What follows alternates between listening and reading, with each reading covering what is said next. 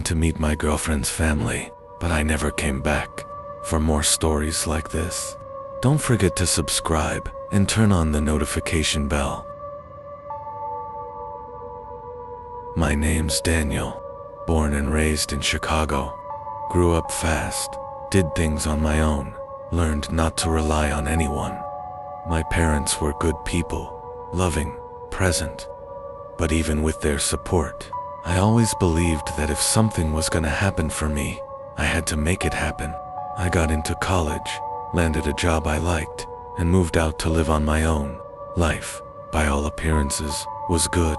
I had no major worries. I wasn't rich, but I was stable, mentally sound, emotionally fine. Except maybe for one thing. I was alone. Not lonely, just alone. And sometimes, that silence gets to you. That night, I went out with some friends to clear my head. We grabbed coffee at this late-night spot downtown. That's when I saw her. She wasn't a typical head-turner, but there was something about hers, something haunting. A crooked little smile, sharp eyes, and when she smiled, her dimples appeared. She had this quiet glow, like she was hiding a secret but daring you to ask. I caught myself staring. She caught me staring too, didn't look away. We both stood at the same time. Our groups were leaving. As we walked out, she glanced back at me and smiled again. My heart started pounding. I told my friends, "1 sec," and walked up to her. She stopped, took a step toward me. "Hey," I said. "I'm Daniel." "Lily," she said. "Nice to meet you." She held out her hand, and when our hands touched, I swear, it felt like the world stopped spinning. We talked. She gave me her number. Just like that, as if she'd been waiting for me, we started seeing each other. First texts, then calls, then late-night walks. Before I knew it, I told her I loved her. I meant it. She smiled and said, "If you really mean that, I want you to meet my family." That weekend, we packed a bag and hit the road, she said. They lived in a small, quiet town in the countryside. No big city noise. "It's peaceful," she said. "You'll love it." I believed her. When we arrived, it was just before sunset. The town looked old, like time forgot it.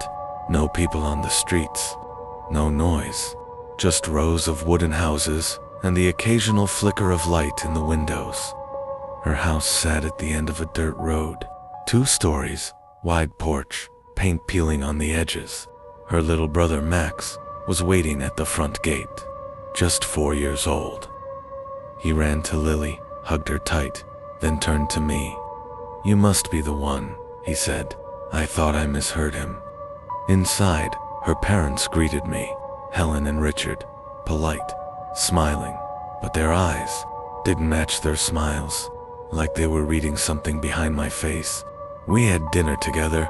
The food was good, but I barely tasted it. Richard talked a lot about family, tradition, their town. I listened. I smiled, but something about their voices felt rehearsed. After dinner, Helen showed me to a guest room upstairs. She placed her hand on my shoulder and said, "You'll sleep well here. This house keeps you safe." That sentence stuck with me. The room was spotless. Everything was in its place. Too much in its place, like no one had ever touched it. The bed, the furniture, the curtains, all perfect, untouched. I was exhausted. I crashed onto the bed fully clothed and passed out until a sound woke me, a loud thump. The door was open.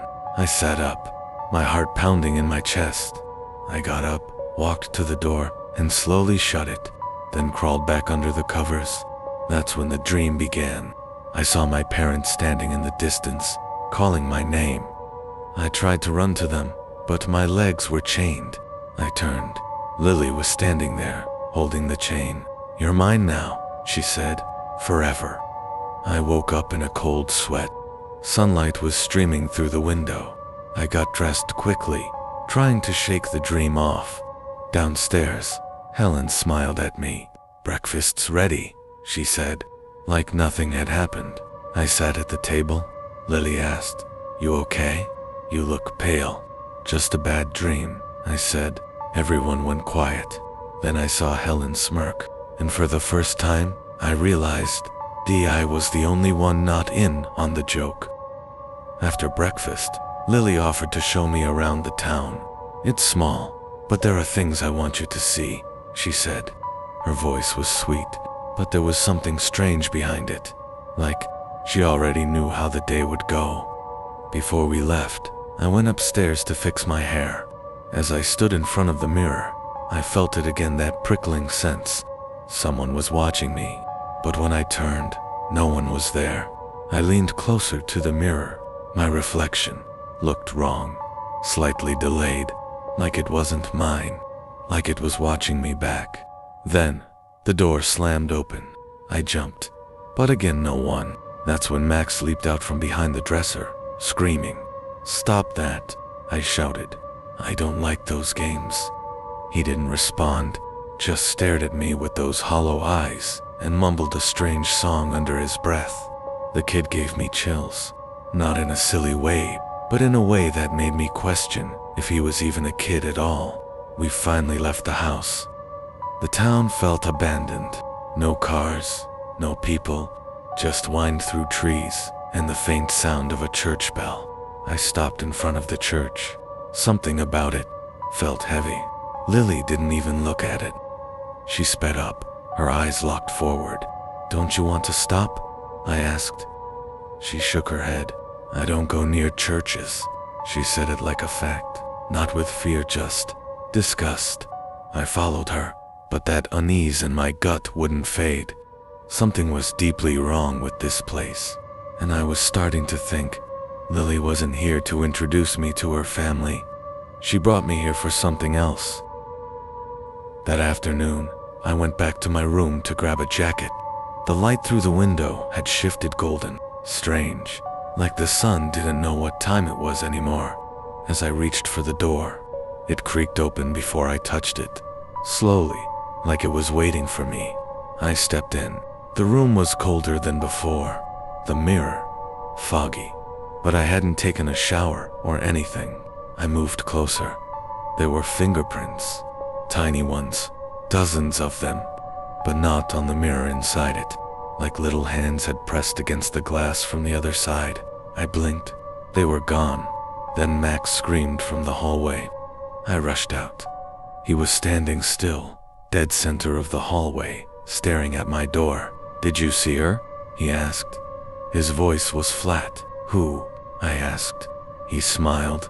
"The one who watches from behind the mirror." Then he turned and ran downstairs, giggling. I didn't move, couldn't. Every hair on my neck stood up. I turned around slowly and closed the door to my room, locked it. Something was in this house, not just memories or bad vibes. Something alive, something watching. I sat on the bed, heart pounding, tried to breathe, but the silence felt like it was breathing back at me. And then, the mirror creaked, just a little, like something moved behind it. That evening, things got even stranger. When I came downstairs, the sun had already set, and the whole house was drowned in a yellowish, suffocating glow. The kind of light that made everything feel dull and unreal-like even. The house didn't belong here anymore. Helen met me at the door. Her smile was too wide, and it didn't reach her eyes. "Dinner's ready, sweetheart," she said. Her voice was too soft to fake. The table was packed. Meats, soups, strange colored sauces, all laid out like some twisted feast, but none of it smelled right. Especially the soup, it smelled like rust, like blood and metal. I wasn't hungry.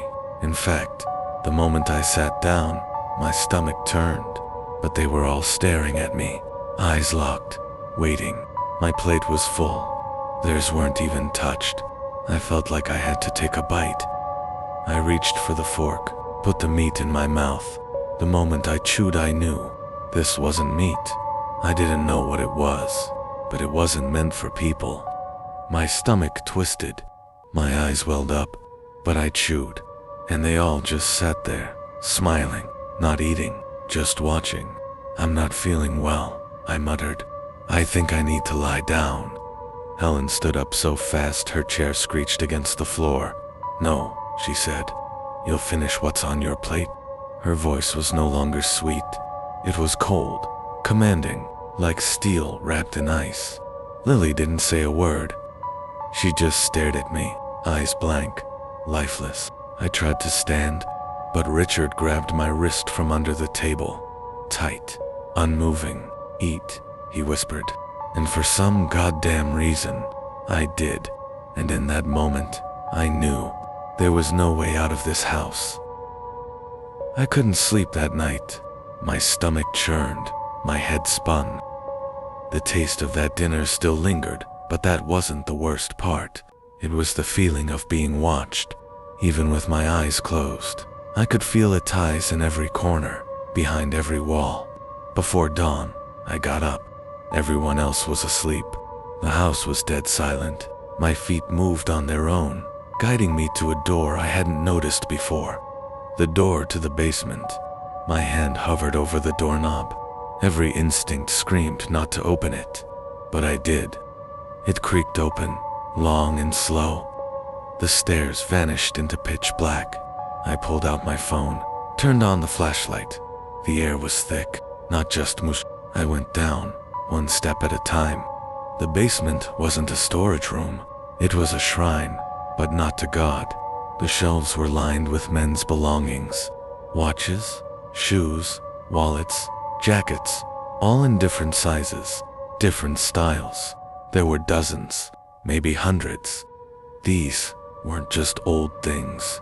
They were souvenirs of the ones who came before me. I opened a box, found a wallet, inside a photo, Lily, holding some guy. Not me, but someone like me. Same look in his eyes. Love, trust. Then more photos. Lily, with different men. Again and again. All gone now. Then footsteps. Upstairs. Getting closer. I turned toward the door, just in time to watch it slam shut. I was locked in. I ducked behind an old cabinet, heart pounding, holding my breath. The door creaked again. It opened, but no one came in. Just a whisper. "You're next." I couldn't breathe, couldn't move. That voice, it wasn't just sound. It was inside me, crawling through my veins. I closed my eyes, tried to pray, but my lips wouldn't move. My voice was gone. Then I heard laughter. From upstairs, Lily's laugh, then Helen's, then Richard's, loud, drunken, almost joyful. I ran to the stairs. The door was still cracked open. I clawed my way up, gasping.